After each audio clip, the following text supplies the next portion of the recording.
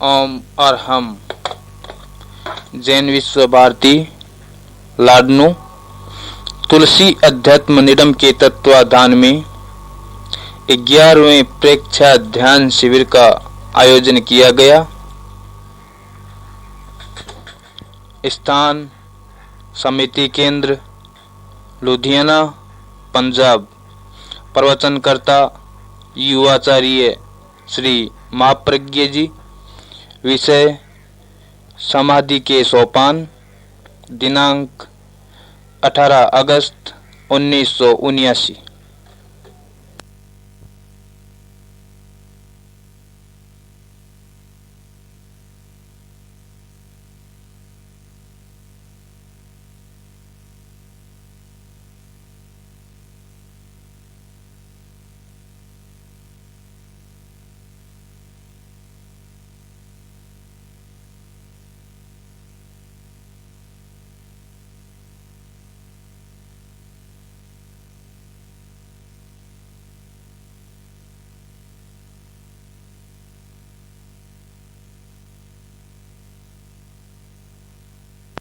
है आकाश में अच्छा लगता है। ऐसा लगता है कि बादल आए और धूप कम हो, गर्मी कम हो, वर्षा हो जाए तब तो कहना ही क्या। लोग तड़प रहे हैं कि वर्षा आए, पानी गिरे, गर्मी कम हो। गर्मी को नहीं चाहते। और जो लोग ठंडे प्रदेश से आए हैं वे तो बिल्कुल ही नहीं चाहते। आने वाले, महाराष्ट्र से आने वाले, हैदराबाद से आने वाले और बेंगलोर से आने वाले बिल्कुल नहीं चाहते। नहीं चाहते। नहीं चाहना एक बात है, होना दूसरी बात। होता है और आदमी नहीं चाहता, दोनों के बीच में पूरा सामंजस्य आज तक दुनिया में नहीं हुआ, कभी नहीं हुआ। अगर जो आदमी चाहे वही हो जाए तब तो ये दुनिया दुनिया नहीं रहेगी, कुछ और ही बन जाएगा, घटना कुछ और ही घटित हो जाएगी। किंतु हमारी दुनिया की यह प्रकृति है, उसका यह स्वभाव है कि जो चाहा जाता है वह नहीं होता और जो नहीं चाहा जाता वह हो जाता है।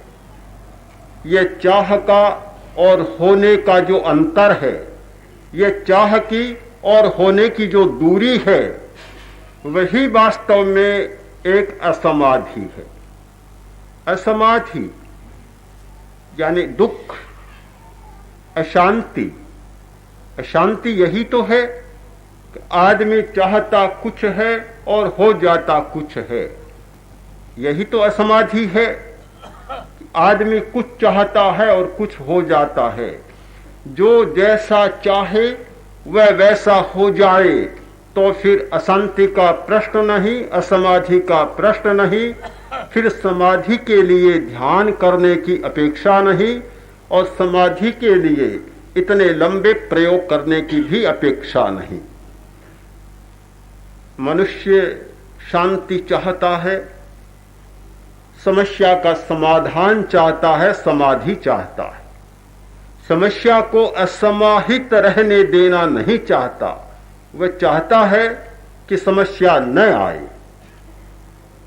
यदि आ जाए तो उसका समाधान हो जाए। समस्या को मूलतः नहीं चाहता और आ जाए तो उसको असमाहित रखना नहीं चाहता, उसका समाधान चाहता है। किंतु समस्या आती भी है और समाधान भी नहीं होता, समाधान भी दूर चला जाता है। तब बेचैनी बढ़ती है, असमाधि इतनी बढ़ती है कि समाधि का प्रयत्न तीव्र हो जाता है, उसकी भावना और तड़प भी तीव्र हो जाती है। समाधि आदमी चाहता है। प्रश्न है समाधि शुरू कहां से करें? समाधि का प्रयत्न शुरू कहां से करें? उसका प्रारंभ बिंदु क्या है? आदि बिंदु क्या है? पहला सोपान क्या है जहां से आदमी आरोहण शुरू करे और असमाधि से समाधि की दिशा में प्रस्थान करे। वह प्रस्थान का मीलस्टोन कहाँ है, वह मानदंड कहाँ है कि जहां से वह चलना शुरू करे। एक बहुत बड़ा प्रश्न है हमारे सामने। इस प्रश्न पर अध्यात्म के आचार्यों ने बहुत विमर्श किया। विमर्श नहीं किया, अपने अनुभव के आधार पर पथ दर्शन दिया कि समाधि का आदि बिंदु है संवेदन की तीव्रता को कम करना, प्रियता का संवेदन और अप्रियता का संवेदन, उसकी जो तीव्रता है उसे कम करना। नहीं हो सकता कि प्रियता को आदमी छोड़ दे, यह भी नहीं हो सकता कि अप्रियता के संवेदन को भी एकदम छोड़ दे। कितना ही अच्छा हो, अच्छा होना एक बात है और उस तक पहुंच जाना दूसरी बात है। हमारे सामने बहुत अच्छे आदर्श होते हैं, बहुत अच्छे लक्ष्य होते हैं। आदमी कितने अच्छे लक्ष्य बनाता है, साध्य बनाता है, आदर्श बनाता है, किंतु पहुंच नहीं पाता। साधना की बात को छोड़े, एक कुशल खिलाड़ी भी क्या पहली बार ही अपने लक्ष्य तक पहुंच जाता है? अगर सब पहुंच जाते तो टीमें हारती क्यों है? बहुत सारी टीमें हार जाती हैं। इसीलिए हारती हैं कि जानते हुए भी लक्ष्य तक पहुंचना सहज सरल नहीं होता, बहुत जटिल होता है। जब सामने प्रतिरोध आते हैं, अवरोध आते हैं, विघ्न आते हैं, बाधाएं आती हैं, आदमी को हटना पड़ता है, रुकना पड़ता है। इतना सीधा रास्ता नहीं है। हम जानते हैं कि समाधि का अनुभव बहुत अच्छा होता है, चित्त की शांति बहुत अच्छी होती है, उपलब्ध करनी है, होनी चाहिए, पर होता नहीं। इतनी रुकावटें आती है, उन रुकावटों को कैसे पार करें, उनकी सीमा का कैसे अतिक्रमण करें और हम समाधि के लक्ष्य तक पहुंच जाएं। तो पहला होगा कि प्रियता और अप्रियता का संवेदन कम करना। सारी असमाधि पैदा होती है प्रियता और अप्रियता के संवेदन की तीव्रता से। प्रियता और अप्रियता का संवेदन जितना तीव्र होता है, उतनी ही बेचैनी, मन की अशांति और असमाधि बढ़ती जाती है। हम कम करें, संवेदन को कम करें। प्रियता और अप्रियता का संवेदन कब कम होगा, कैसे करें? थोड़ी भीतर की झलक मिल जाए तो यह हो सकता है। जब मनुष्य को बाहर के जगत में, विषय के जगत में, इंद्रिय संवेदन के जगत में सुख का अनुभव होता है, सुख मिलता है, लगता है बहुत अच्छा है। गर्मी, गहरी गर्मी और गरम गरम पानी आए अच्छा नहीं लगता। ठंडा पानी आए, बर्फ का पानी मिले अच्छा लगता है, भले परिणाम कुछ ही हो। आदमी परिणाम को नहीं देखता, पहले प्रवृत्ति को देखता है। पहले प्रवृत्ति और फिर परिणाम। परिणाम की चिंता करने वाले लोग बहुत कम होते हैं, प्रवृत्ति को देखने वाले ज्यादा होते हैं। यदि वर्तमान संवेदन अच्छा है, पीने में ठंडा अच्छा लगता है, भले ही शरीर के तापमान से ज्यादा ठंडा हो, भले ही गले को खराब करे, टॉन्सिल को खराब करे, फेफड़ों को हानि पहुंचाए, इस बात की कोई चिंता नहीं, परिणाम की कोई चिंता नहीं, प्रवृत्ति काल में संवेदन अच्छा है तो वह मनुष्य के लिए अच्छा होता है। मनुष्य उसी को अच्छा मानता है जो प्रवृत्ति काल में अच्छा प्रतीत होता है, उसे बुरा मानता है जो प्रवृत्ति काल में अच्छा नहीं लगता।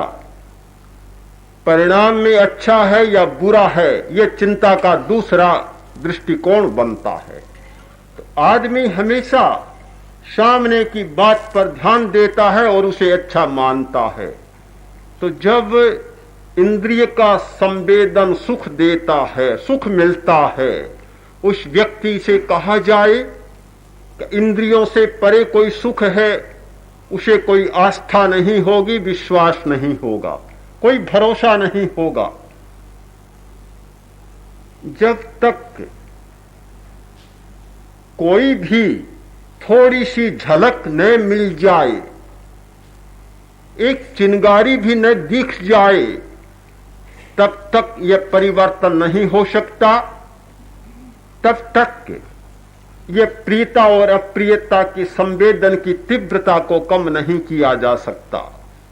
यह तीव्रता तब कम होती है जब कोई एक दूसरे प्रकार की झलक हमें मिल जाती है, एक नया आकर्षण बन जाता है। नया आकर्षण हुए बिना पुराना आकर्षण नहीं टूटता। पुराना आकर्षण तब टूटता है जब कोई नया आकर्षण पैदा हो जाता है। हमारे सामने एक सुख का बड़ा आकर्षण होता है और वह आकर्षण तब तक कम नहीं होता जब तक सुख का कोई नया आकर्षण सामने उपस्थित नहीं हो जाता। बाह्य विषयों के संपर्क में आदमी है और उनसे उसे सुख मिलता है। जब विषयों से सुख मिलता है तो आदमी कैसे इस बात को स्वीकार करेगा कि ये विषय खराब है, ये दुखदायी है? इस बात को स्वीकार नहीं करेगा। चाहे 1000 उपदेश दिया जाए, 1000 बार हजारों ग्रंथों के द्वारा उपदेश दिया गया कि ये विषय बहुत खराब हैं, दुख देने वाले हैं, विकृत हैं, कुछ भी सार नहीं है, इतना उपदेश दिया गया। पर मुझे लगता है कि उन उपदेशों के आधार पर किसी ने भी विषय को छोड़ने का प्रयत्न नहीं किया, और तब तक नहीं किया जब तक उसे अपने आंतरिक आकर्षण की कोई झलक नहीं मिली, भीतर के सुख की कोई थोड़ी सी भी झलक नहीं मिली। जब वह झलक मिल जाती है, अपने आप वह प्रियता और अप्रियता का रस्सा मजबूत पकड़ा हुआ बंधा हुआ है, ढीला होना शुरू हो जाता, पकड़ थोड़ी ढीली होनी शुरू हो जाती है। जब वह पकड़ ढीली होनी शुरू होती है, वह तीव्रता कम होती है, तो समाधि का पहला सोपान उपलब्ध हो जाता है, समाधि का आदि बिंदु हमें उपलब्ध हो जाता है। जब समाधि का आदि बिंदु उपलब्ध होता है, संवेदन की तीव्रता कम होती है, तो एक परिणाम आता है कि प्रतिक्रिया की शक्ति कम हो जाती है। हमारे दुख चक्र का अंतिम तत्व है प्रतिक्रिया, तनाव, और तनाव से प्रतिक्रिया, और प्रतिक्रिया से फिर राग, फिर द्वेष यानी प्रियता अप्रियता, फिर अतृप्ति, फिर चोरी, फिर माया, फिर झूठ, ये पूरा चक्र चलता है। प्रतिक्रिया तब तक होती रहेगी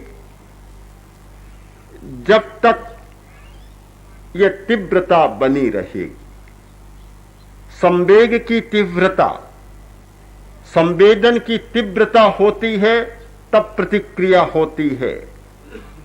संवेग कमजोर हो जाता है, तीव्रता मिट जाती है, संवेदन पर नियंत्रण होता है, प्रतिक्रिया बंद हो जाती है, फिर प्रतिक्रिया नहीं होती।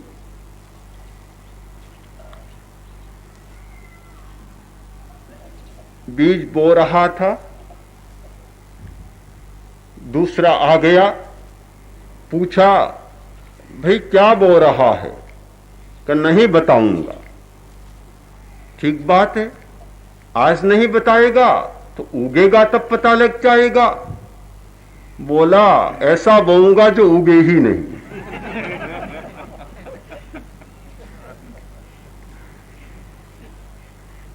ऐसा बीज जब हम बोते हैं कि जो उग न सके, जो प्रतिक्रिया न कर सके, तो कर्म होगा, प्रतिक्रिया नहीं होगी। किंतु ऐसा बीज बोया जाता है कि जो उग जाता है और बिना बताए पता चल जाता है कि किसने क्या बोया।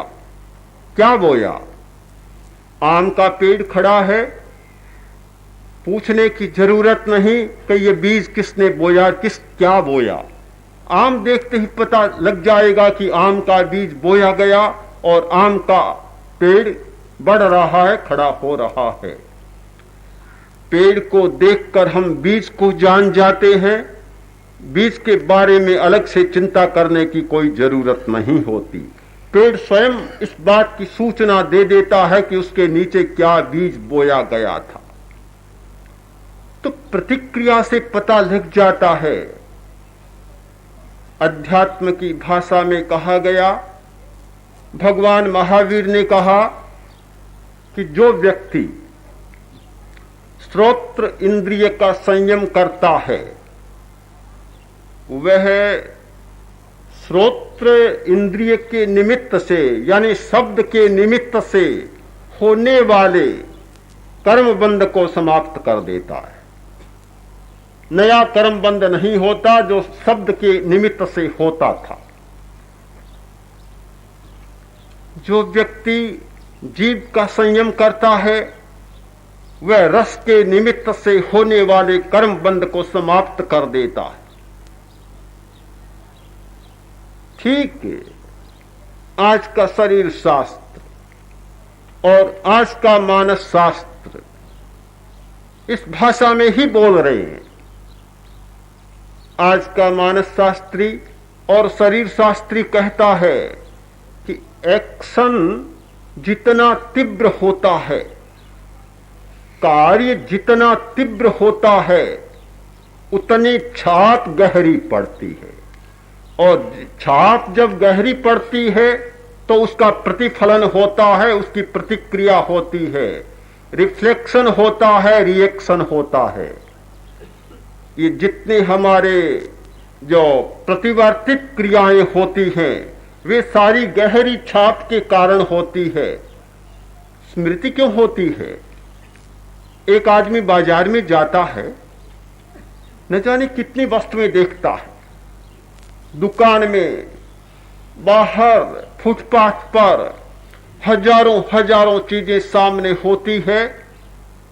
शाम को पूछा जाए, तुम आज बाजार में गए, कितनी चीजें देखी? कितना नाम बता पाएगा? हजारों हजारों चीजें आंखों के सामने से गुजरी हैं, किंतु मुश्किल से 5, 10, 20 वस्तुओं का नाम बता पाएगा। जिन पर गहरा ध्यान दिया और जिन वस्तुओं ने गहरा प्रभावित किया और गहरी छाप छोड़ी, वे हमारे स्मृति कोष्ठों में अंकित हो गई और बाकी सारी की सारी आंखों के सामने आई और चली गई, आई और चली गई। न्याय शास्त्र में कहा जाता है अनध्यवसाय। अनध्यवसाय, अनध्यवसाय प्रमाण नहीं होता, अध्यवसाय प्रमाण होता है, अनध्यवसाय प्रमाण नहीं होता। प्रमाण के 3 दोष माने जाते हैं, संशय, विपर्यय और अनध्यवसाय। जब संशय है तो प्रमाण नहीं होगा, जिसमें संशय है वह ज्ञान प्रमाण नहीं होता।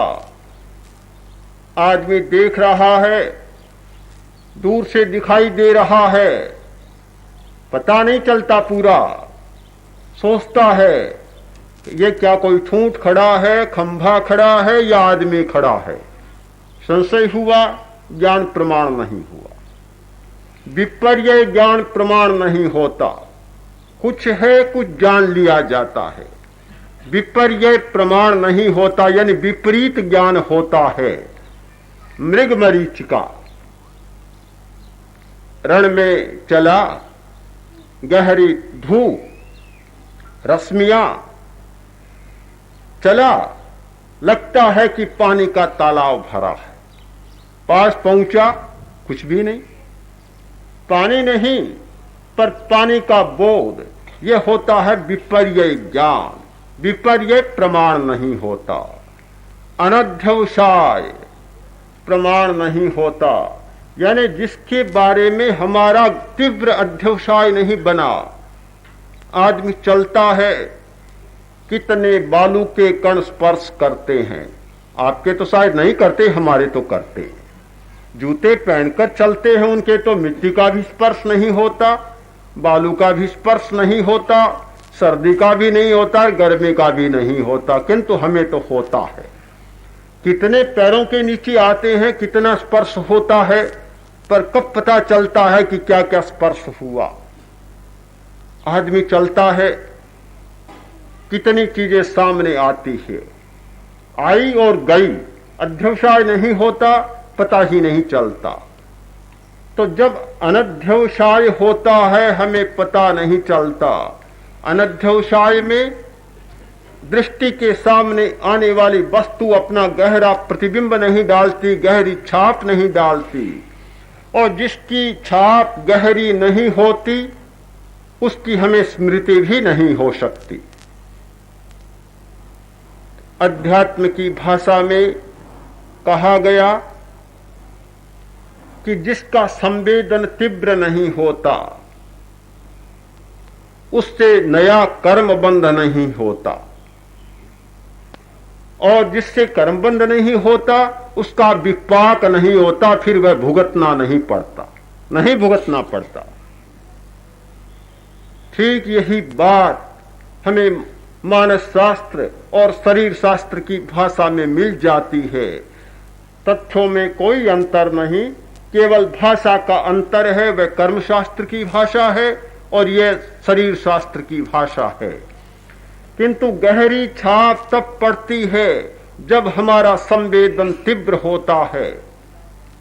हम ऐसा करें कि कर्म को नहीं छोड़ सकते, कर्म चले पर उसकी छाप न पड़े।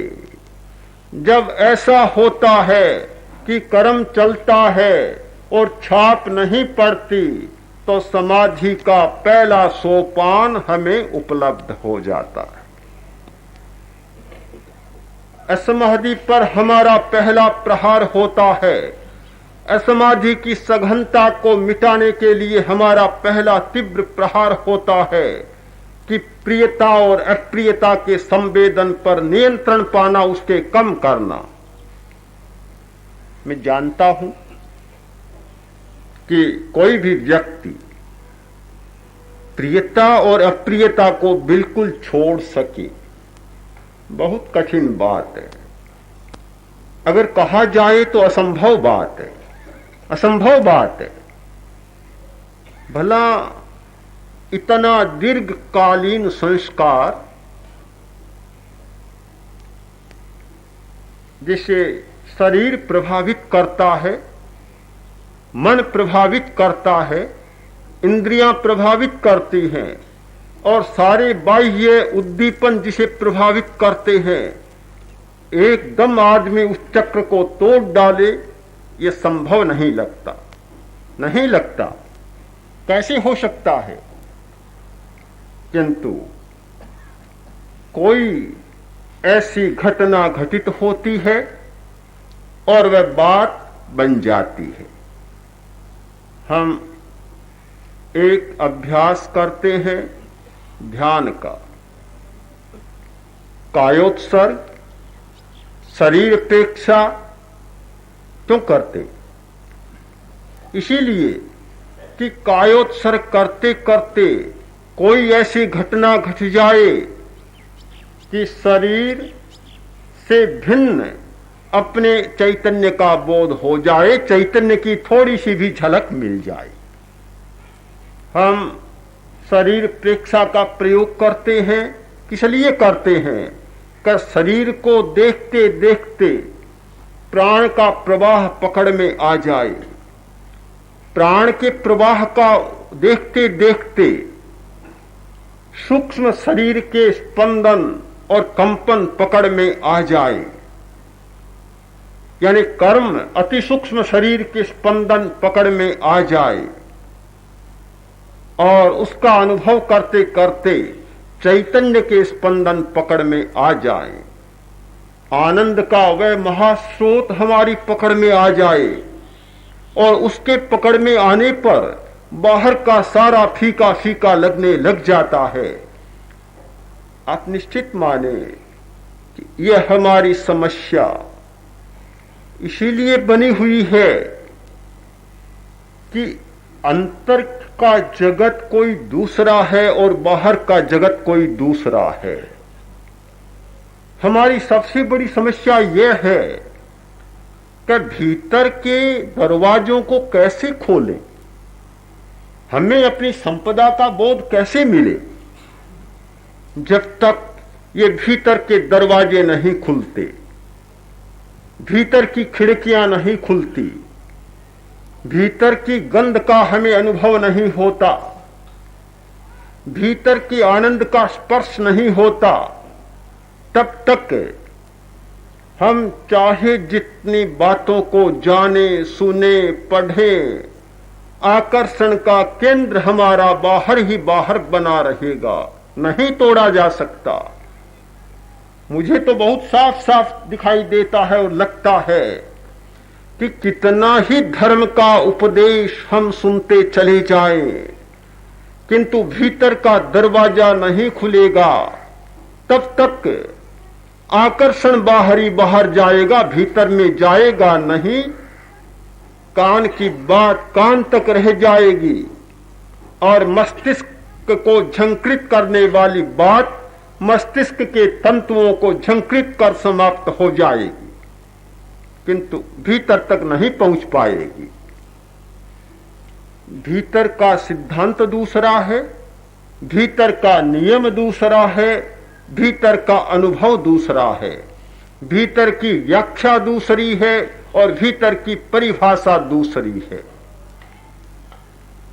एक सन्यासी आया, बहुत प्रसिद्ध हो गया, थोड़े दिनों में ही बहुत प्रसिद्ध हो गया। लोग जाते हैं, चढ़ाते हैं। लोगों की ऐसी श्रद्धा होती है कि भला गुरु के पास जाए, खाली हाथ कैसे जाए, कोई उपहार होना चाहिए, कोई भेंट होनी चाहिए। लेकर जाते हैं और चढ़ाते हैं। जिस सन्यासी ने सब कुछ छोड़ा, त्यागा और उसे जाकर चढ़ाते हैं और धन चढ़ाते हैं, रुपया देते हैं, सोना ले जाते हैं और कीमती वस्तुएं ले जाते हैं, पर कोई अनोखा ही था सन्यासी, सब अस्वीकार कर देता है, अस्वीकार कर देता है। कोई सोना ले जाता है, हट हट दूर हटो, मेरे पास मत लाओ। बोले महाराज हम तो आपको चढ़ाने के लिए लाए हैं, कि चलो चलो यहां से बाहर चले जाओ। क्यों? कि मुझे गंध आ रही है, दुर्गंध आ रही है, बाहर चले जाओ। लोगों ने सोचा कोई पाखंड है कि सच्चाई है। भला सोने की दुर्गंध आए, दुनिया में ऐसा कोई जन्मा ही नहीं। हाँ, सोने की सुगंध तो दूर से आ जाती है, 7 लोग परे से सोने की सुगंध आ जाती है। सोए सोए आदमी को सोने की सुगंध आ जाती है। सोए सोए कोई सोने का सपना भी आ जाए तो भी सुगंध आ जाती है। और ये कहता है कि मुझे सोने की गंध आती है, यह हो नहीं सकता, लगता है कोई पाखंड है। कुछ दिन पाखंड दिखाएगा और फिर बाद में लोगों को ठगेगा। काफी समय बीत गया पर कोई फर्क नहीं पड़ा। बड़ी ख्याति हुई। ऐसा सन्यासी आया जो भेंट नहीं लेता, रुपए नहीं लेता, सोना नहीं लेता। बड़ा विचित्र है। बात फैली फैली, इतनी फैली कि बात राजा तक पहुंच गई। बड़ा आश्चर्य हुआ। राजा आया, बोला कि महाराज कृपा करें और मेरे महल में पधारें, अंतःपुर में दर्शन दें, मेरी रानियां बहुत प्रतीक्षा कर रही हैं आपकी। उसने कहा चलो। गया, दरवाजे के बाहर खड़ा रहा, भीतर नहीं गया। राजा ने कहा महाराज भीतर आए, भीतर प्रवेश करें। बोला भीतर नहीं जाऊंगा, भीतर नहीं जाऊंगा। क्यों? कि मुझे गंध आ रही है, गंध आ रही है।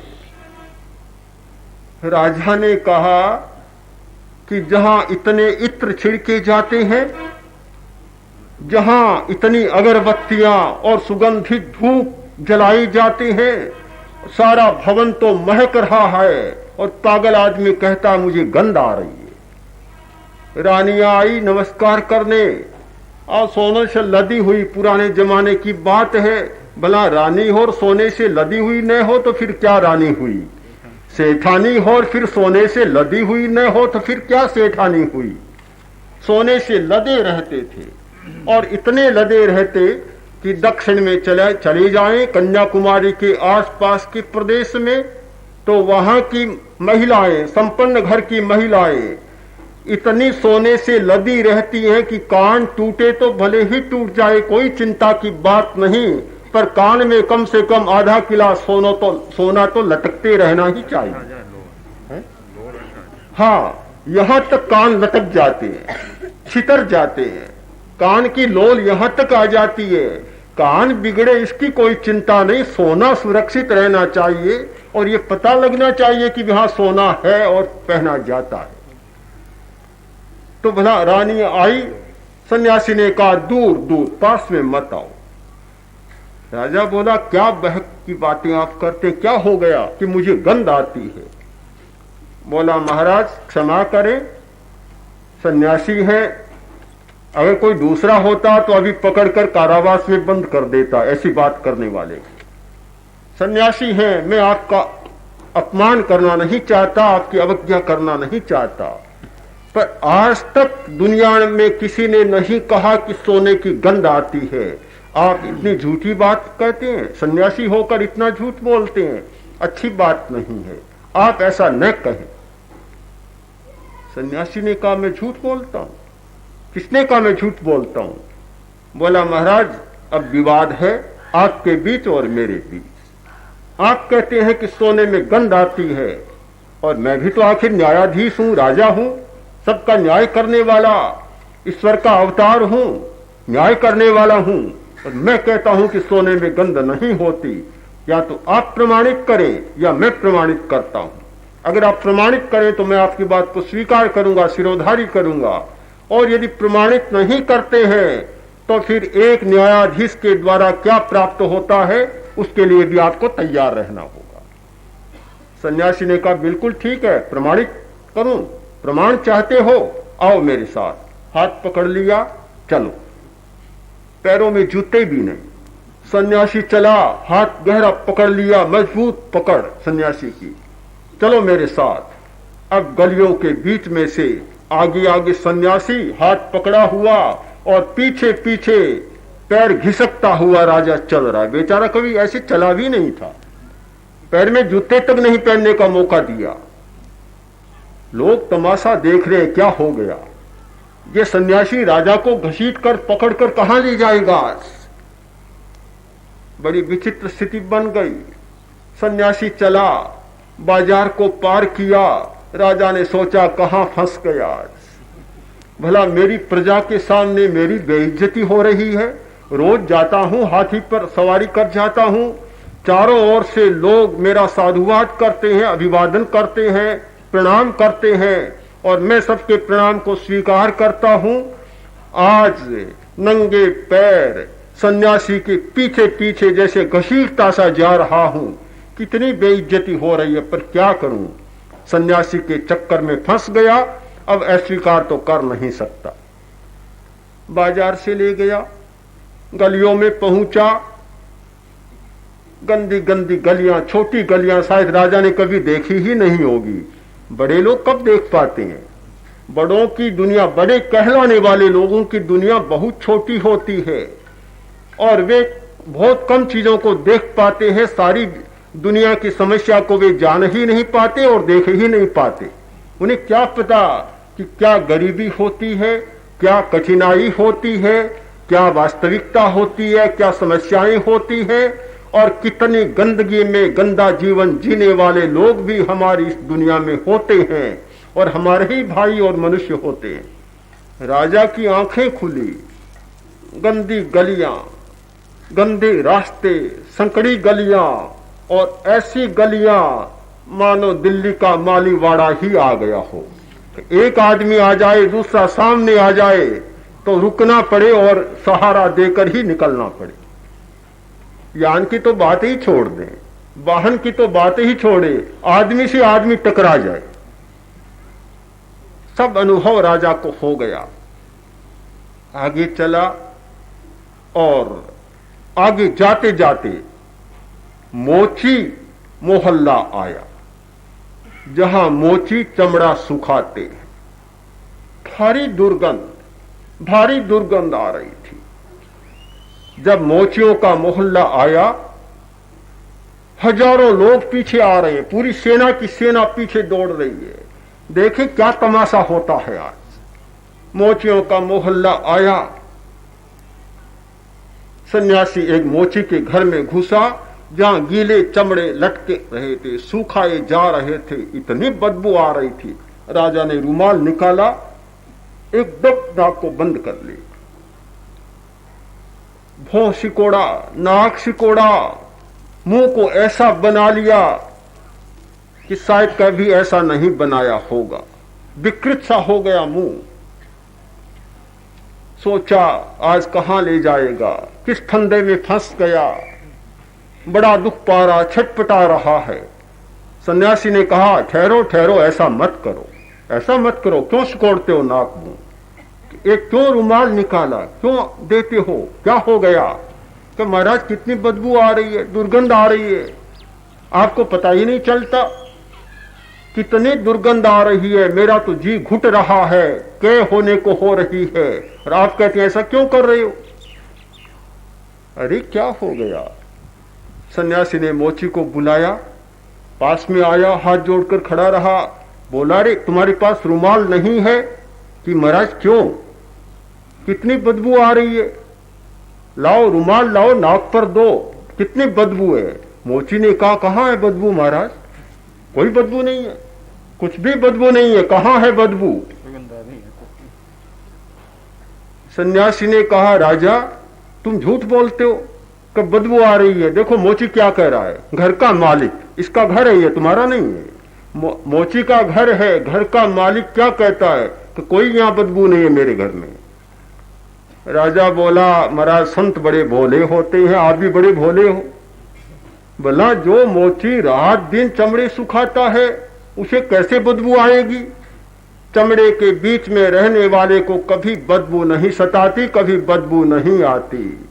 सन्यासी बोला राजा मैं तो भोला हो सकता हूं पर बहुत समझदार तो तुम भी नहीं हो, कितने भोले हो कि सोने के बीच में रहने वाले को कभी बदबू नहीं आती, बदबू उसको आएगी सोने की जो सोने से दूर रहता है। राजा ने कान पकड़ दिया और सन्यासी के चरणों में लुट गया। चमड़े के बीच में रहने वाला, गीले चमड़े को सुखाने वाला व्यक्ति कभी उसकी बदबू का अनुभव नहीं कर सकता, तो जो इस सोने के बीच में रहने वाला है उसे कभी सोने की गंध नहीं आ सकती और उसकी बुराई का अनुभव नहीं हो सकता। किंतु जो व्यक्ति उस दुनिया से अलग हो गया, उससे बाहर हो गया, उसे पूछा जाए कि कैसी बदबू आती है, कैसी दुर्गंध होती है। इसीलिए मैं कह रहा था कि भीतर के जगत के सिद्धांत कोई दूसरे होते हैं, भीतर के जगत के कोई नियम दूसरे होते हैं और भीतर के जगत की कोई व्याख्या दूसरी होती है।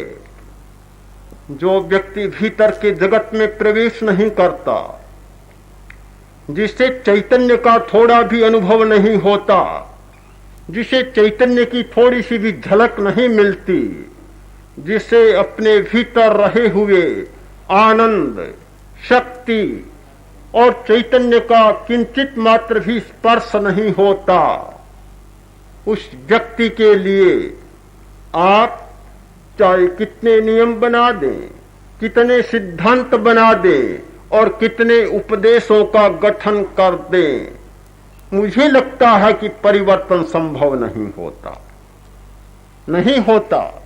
और यही हमारी आज सबसे बड़ी समस्या है कि धर्म के द्वारा जो परिवर्तन घटित होना चाहिए वह नहीं हो रहा।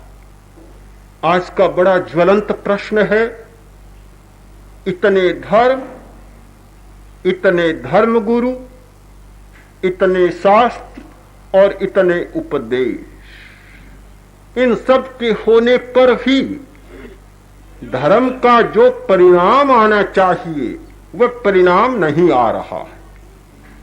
क्या इस प्रश्न का उत्तर देना चाहेंगे आप? देना चाहें तो मैं सुनना पसंद करूंगा, और यदि मुझसे सुनना चाहें तो मैं वह भी देना पसंद करूंगा।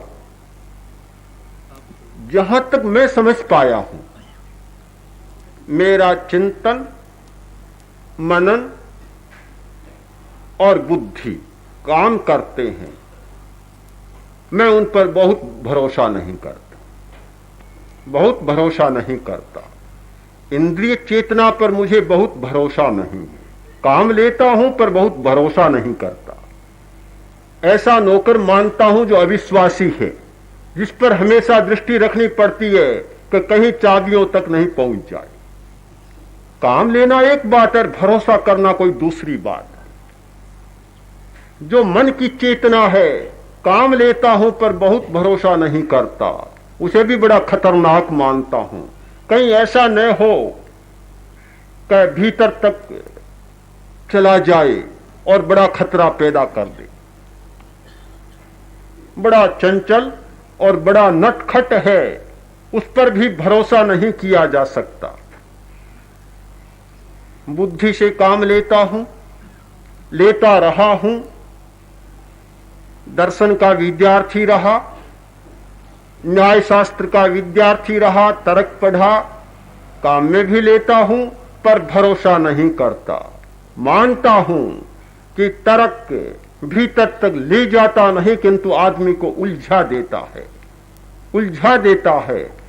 बाहर की दुनिया में, हमारी ऐन्द्रिक दुनिया में, मानसिक दुनिया में और बौद्धिक दुनिया में तर्क एक सबसे बड़ा सक्षम हथियार है, सबसे बड़ा शस्त्र है, और उसके द्वारा बड़े बड़े अस्त्रों को काटा जा सकता है, पार किया जा सकता है। तर्क हर बात को काट देता है। पत्नी साड़ी लाई और 400 रुपयों की साड़ी खरीद लाई। पति ने जाते जाते कहा था, इतना रुपया खर्च मत करना, अभी सुविधा नहीं है, 100-200 में ही काम चला लेना। किंतु जब बढ़िया साड़ियां सामने आई, मोह छूट नहीं सका, लोभ का संवरण नहीं हो सका और 400 रुपयों की साड़ी खरीद ली। घर पर आई, पति ने देखा और कहा कि कीमती साड़ी लाई हो, कितना लगा कि 400। मैंने पहले तो मनाही की थी कि बढ़िया साड़ी नहीं लानी है, 400 रुपये नहीं खर्चना है। क्यों किया? उसने कहा आपने मनाही की थी, मैं भी चाहती थी कि इतनी बढ़िया न लाऊं, पर क्या करूं, मेरे सामने एक समस्या पैदा हो गई। क्या समस्या पैदा हो गई?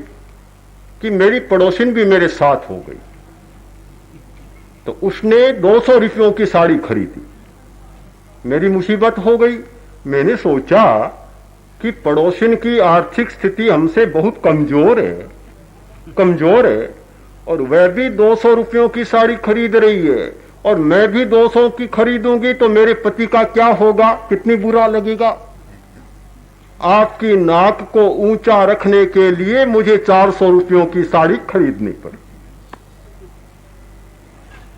आप जानते हैं बुद्धि और तर्क इतने खिलाड़ी होते हैं और इतना खेल खेलना जानते हैं कि दुनिया में कोई भी खिलाड़ी इतना होशियार नहीं होता जितना खिलाड़ीपन का काम हमारी बुद्धि करती है और जितना खेल रचाने में खेलने में ये कुशल होती है।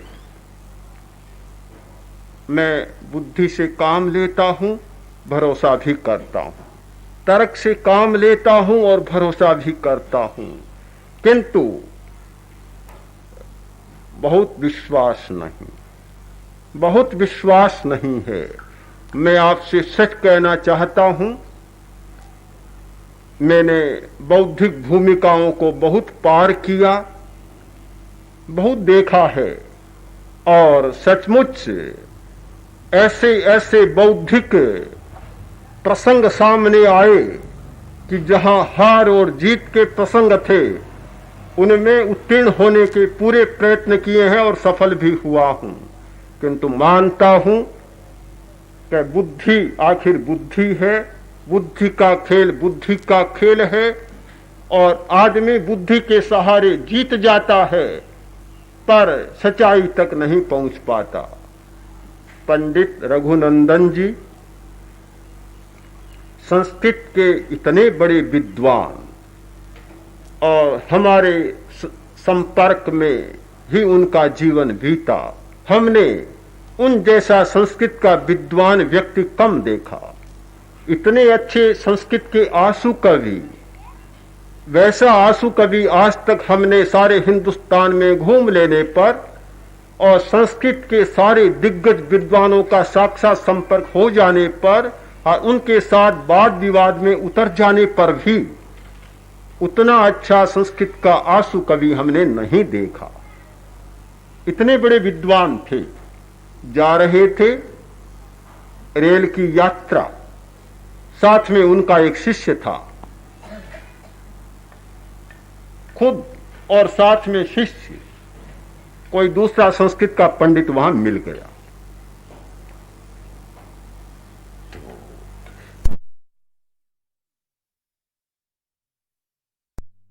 तिथि का श्रीमदानाम किम नाम ध्येयम, गलत को भी सिद्ध कर दिया। यह तर्क और बुद्धि पता नहीं कब सत्य को असत्य ठहरा दे, असत्य को सत्य ठहरा दे। मैं उसमें बहुत विश्वास नहीं करता। मैंने भी न जाने कितनी बार ऐसा किया है जब बोलता था, और मेरा खास रहता मैं मुझ में कोई गलती नहीं निकाल सकता, कभी नहीं निकाल सकता। और जब कोई गलती निकालने का प्रयत्न करता, निकालता, तो मैं उसे तत्काल सिद्ध कर देता, नहीं बिल्कुल सही है, कैसे कह रहे हो गलत है। हाँ, न जाने कितनी बार ऐसा हुआ है। मैं अब इस लंबी चर्चा में नहीं जाना चाहता, किंतु मैं आपसे यह कहना चाहता हूं कि इंद्रिय चेतना, मनश्चेतना और बौद्धिक चेतना की भूमिका में काफी खेल खेल लेने के बाद इस निष्कर्ष पर मैं पहुंचा कि यदि सच्चाई तक पहुंचना है, धर्म तक पहुंचना है, आंतरिक संपदा तक पहुंचना है, तो इन सब भूमिकाओं से परे जाकर और ऊपर की मंजिल पर चढ़ना होगा। एक हमारी चेतना की पहली मंजिल है इंद्रिय चेतना की मंजिल, हमारी चेतना की दूसरी मंजिल है मनश्चेतना की मंजिल, हमारी चेतना की तीसरी मंजिल है बुद्धिक चेतना की मंजिल। इन तीनों मंजिलों को पार कर और चौथी मंजिल पर जाना होगा, वह है अनुभव चेतना की मंजिल।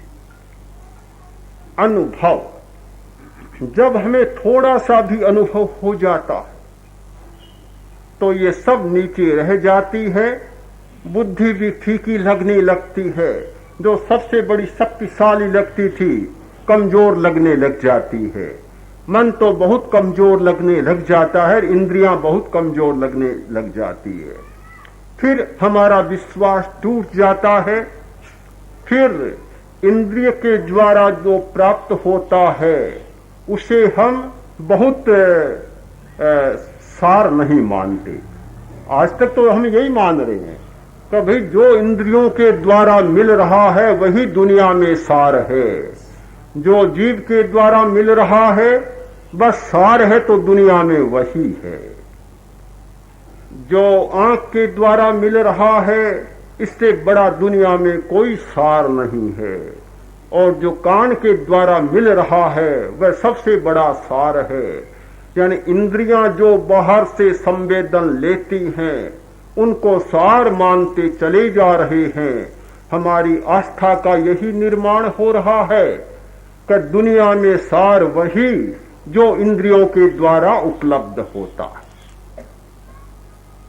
फिर दूसरा सार कि कल्पना के द्वारा उपलब्ध होता है, स्मृति के द्वारा उपलब्ध होता है, चिंतन के द्वारा उपलब्ध होता है, एक शब्द में मन के द्वारा उपलब्ध होता है। आदमी कितनी मीठी मीठी कल्पनाएं करता है। इंद्रियों का काम है कच्चा माल सप्लाई करना, और मन का काम है कि जो रॉ मटेरियल मिला है उसे पक्का माल बनाना। जब वह पक्का माल सामने आता है बनकर, बड़ा अच्छा लगता है। जो इंद्रियों से मिला उसके आधार पर कल्पनाएं चलती है। कल्पना और कल्पना इतनी मीठी होती है कि दुनिया में कल्पना जितनी मीठी तो कोई मिठाई भी नहीं होती। चीनी में भी उतना मिठास नहीं है जितना कल्पना में मिठास है। कल्पना में मिठास है, इतना ज्यादा मिठास होता है कल्पना में कि आदमी सब कुछ भूल जाता है, सचमुच भूल जाता है। स्मृति में कितना मिठास होता है।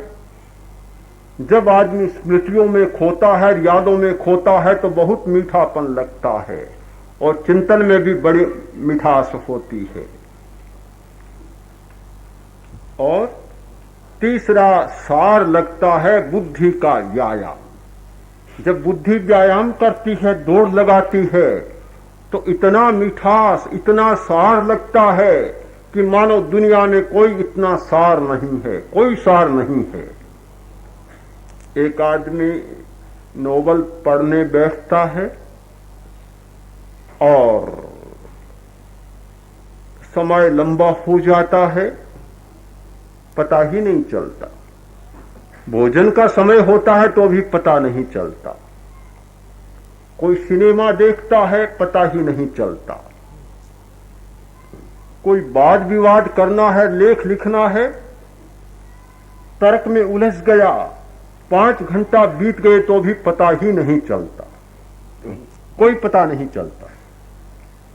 इतना सार, इंद्रिय चेतना में सार, मानसिक चेतना में सार और बौद्धिक चेतना में सार, सारा सार ही सार लगता है। भीतर में कोई सार नहीं लगता।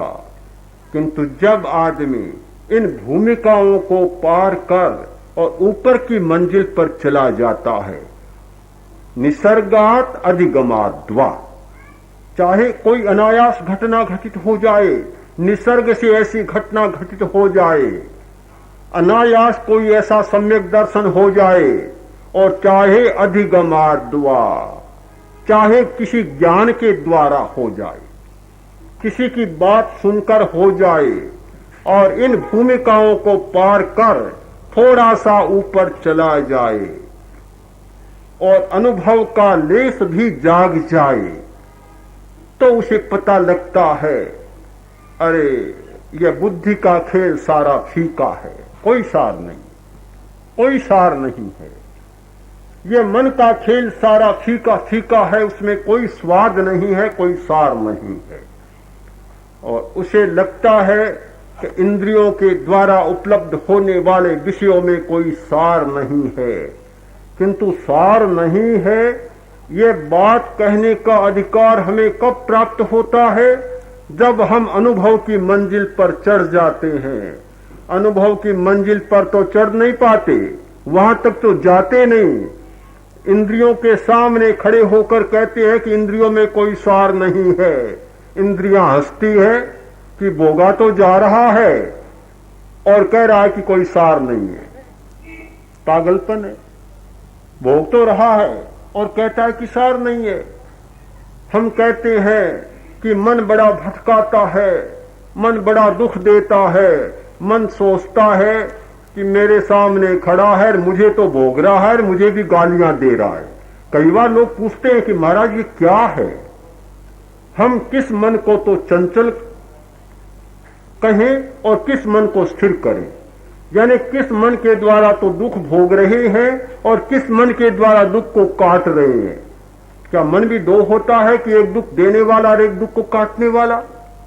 मन सोचता है कि मेरी छाया में तो पल रहा है और मेरी छाया कोई गालियां दे रहा है। बड़ा अजीब सा लगता है। हम बुद्धि को गालियां देते हैं, बुद्धि को कि बेईमान चालाक आदमी था, मेरा खराब कर दिया काम। अरे बुद्धि से खेल खेल रहे हो और बुद्धि को गालियां दे रहे हो तुम।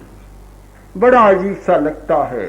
मैं समझता हूं जब तक आदमी इंद्रिय चेतना, मन की चेतना और बुद्धि की चेतना में जीता है, तब तक उसे इंद्रिय, मन और बुद्धि को कोसने का कोई अधिकार प्राप्त नहीं होता और उनकी सीमा में कोई सार नहीं है। ये कहना 100% नहीं, 125% झूठ होगा। ये असार कहने का अधिकार हमें तब उपलब्ध होता है जब हम अनुभव की मंजिल पर चढ़ जाते हैं और आरोहण कर जाते हैं। ये अनुभव की मंजिल पर जब जाते हैं तो समाधि का पहला सोपान प्राप्त होता है और वहां पहुंचने पर यह प्रियता और अप्रियता का संवेदन कम हो जाता है। फिर हमारे जीवन के सारे व्यवहार, फिर हमारे जीवन के सारे कर्म, फिर हमारे जीवन की सारी प्रवृत्तियां प्रतिक्रियाहीन प्रवृत्तियां बन जाती है। फिर काम चलता है पर प्रतिक्रिया नहीं होती, पैर चलता है पर कोई पद चिन्ह नहीं बनता, पद चिन्ह नहीं बनता। रोटी खाते हैं, पीछे कुछ भी नहीं बचता, चावल का एक दाना भी नहीं बचता, कुछ भी नहीं बचता। जब काम हो और पीछे कुछ भी शेष न रहे, वह है प्रतिक्रिया मुक्त जीवन और यही हमारे उस दुख चक्र को तोड़ने वाला है। किंतु वह तब उपलब्ध होता है जब हम चौथी मंजिल पर चले जाएं। धर्म की सारी व्याख्या, धर्म की सारी परिभाषा, धर्म का सारा प्रतिपादन उस चौथी मंजिल पर खड़े व्यक्तियों ने किया है और धर्म का बोध, धर्म की समझ उन्हीं लोगों को हुई है जिन्होंने चौथी मंजिल पर अपना पैर रख दिया।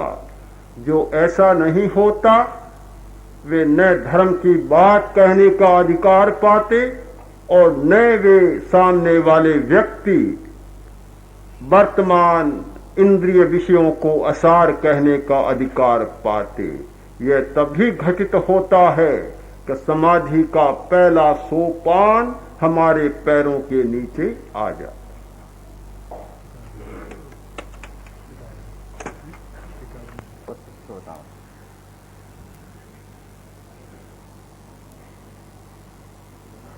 हर विषय अपने आप में पूर्ण होता है वक्ता की दृष्टि से। श्रोता की अपनी क्षमताएं होती हैं और वह अपनी क्षमता के अनुसार ही ग्रहण कर सकता है। इसलिए जिन श्रोताओं को इनमें कोई प्रश्न या जिज्ञासा उनके मन में उभरी है तो वो अपनी अभिव्यक्ति दे सकते हैं, प्रश्न कर सकते हैं निसंकोच भाव। आपने बताया कि संवेग जब बंद हो जाते हैं तब प्रतिक्रिया होती है। संवेग जब बंद हो जाते हैं तब प्रतिक्रिया होती है।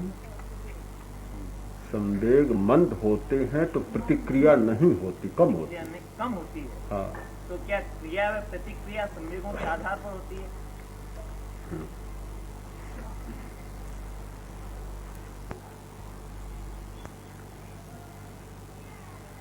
एक चक्र है क्रिया और प्रतिक्रिया का। और वास्तव में तो कहना नहीं चाहिए कि हमारी दुनिया में कोई क्रिया होती है, सारी प्रतिक्रिया ही प्रतिक्रिया हो रही है, क्योंकि चक्र सारा प्रतिक्रिया का है, जिसका कल मैंने उल्लेख किया था कि पूरा एक वलय है, एक चक्र है। तो प्रतिक्रिया उसका अंतिम है और प्रतिक्रिया फिर नई प्रतिक्रिया शुरू कर देती है। हम जो भी करते हैं उसका अंत छाप डालने में होता है, या कर्म शास्त्र की भाषा में कर्म बांधने में होता है। तो जिस कर्म को हमने बांधा वह कर्म फिर विपाक में आया और फिर प्रतिक्रिया शुरू हो गई, उसको हम कहते हैं क्रिया, वास्तव में है प्रतिक्रिया। ठीक यही मनोविज्ञान की भाषा में है कि गहरी छाप डाली और जो छाप डाली वह भीतर स्मृति कोष्ठों में अंकित हो गई और वह फिर अपना काम करती है। तो जब तक हमारे संवेग तीव्र होते हैं, प्रिय और अप्रिय का संवेदन तीव्र होता है, तब तक इस प्रतिक्रिया के वलय को नहीं तोड़ा जा सकता, क्रिया और प्रतिक्रिया के वलय को नहीं रोका जा सकता। जब संवेग कमजोर बन जाते हैं तो बस काम ऐसा होता है जैसे भींत पर रेत डाली नीचे गिर गई, सूखी रेत थी, सूखी भींत और सूखी रेत, यह स्थिति हमारी बन जाती है। न गीली भींत और न गीली मिट्टी, चिपकती नहीं है, ऐसी स्थिति बनती चली जाती है कि आंख, कान, इंद्रियां जो हैं वे संवेदन ग्रहण करती हैं और फिर उससे कर्म बंद होता है। तो क्या अंधा और बहरा है उसके कर्म बंद नहीं होता? बिल्कुल ठीक बात है। दो बातें हैं कि अंधा और बहरा है, उसके रूप और शब्द के द्वारा होने वाला बंद नहीं होगा। ये दो ही कारण नहीं, बंद के तो बहुत सारे कारण हैं, पर वह नहीं होगा।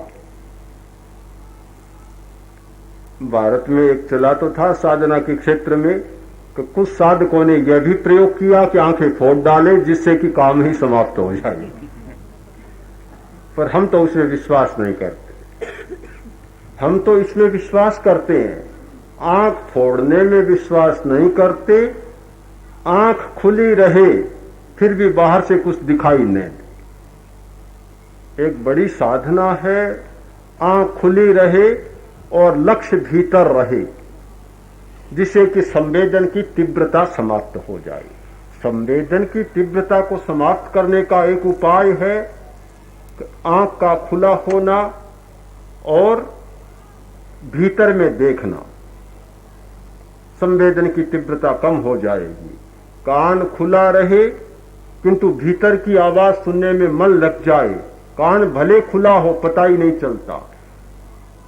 हमारे तीन शब्द हैं, एक अमनस्क, समनस्क, अमनस्क और अन्य मनस्क। साधना के क्षेत्र में भी आते हैं, तर्कशास्त्र में भी आते हैं। समनस्क वह होता है जिसमें मन की चेतना जागृत होती है, और अमनस्क वह होता है कि या तो जिसको मन उपलब्ध नहीं होता या साधना के द्वारा ऐसी स्थिति का निर्माण कर देता है कि मन का व्यापार बंद हो जाता है। एक होता अन्य मनस्क, किसी एक बात में इतना मन लग गया अब बाहर से कुछ भी आता है पता ही नहीं चलता। किसी व्यक्ति का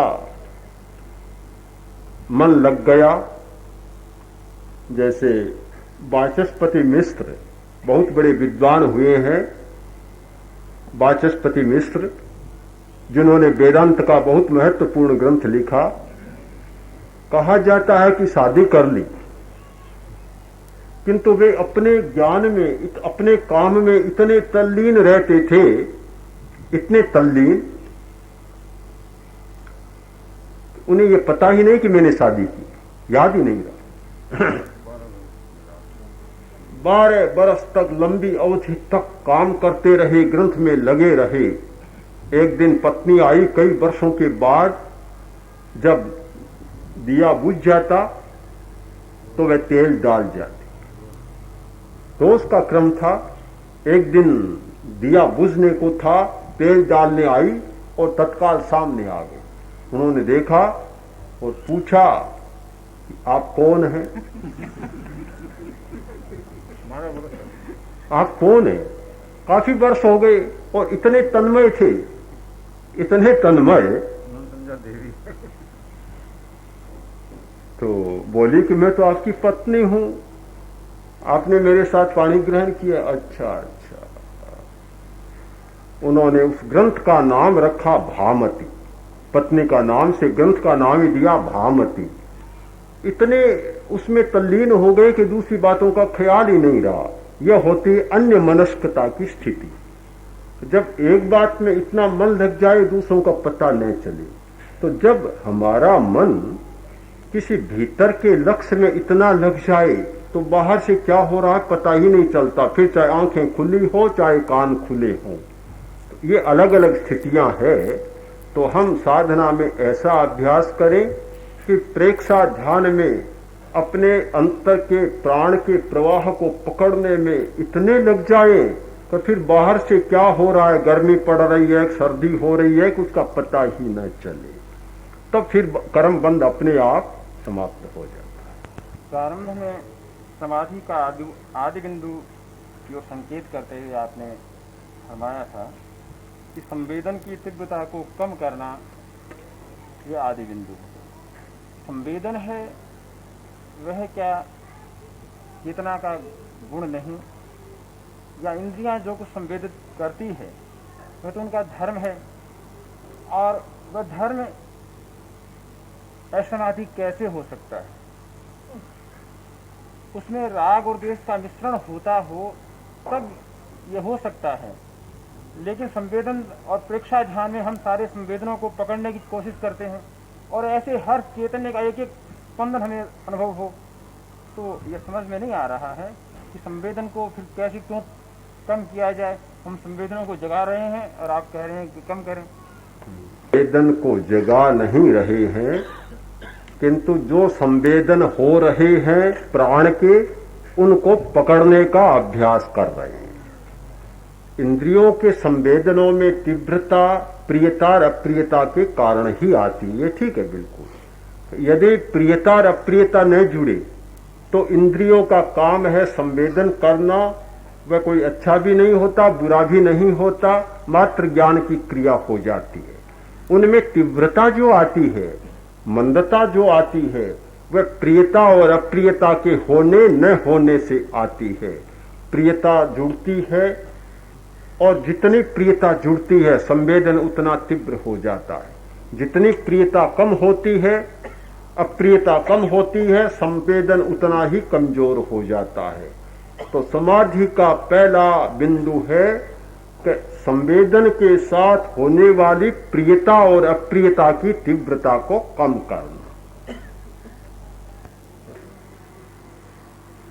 साथियों को मार्ग प्रशस्त करने शरणं पवज्जामि सिद्धे शरणं पवज्जामि साहु शरणं पवज्जामि केवलपन्नतं धम्मं शरणं पवज्जामि अरहन्ते शरणं पवज्जामि सिद्धे शरणं पवज्जामि साहु शरणं पवज्जामि केवलपन्नतं धम्मं शरणं पवज्जामि अरहन्ते शरणं पवज्जामि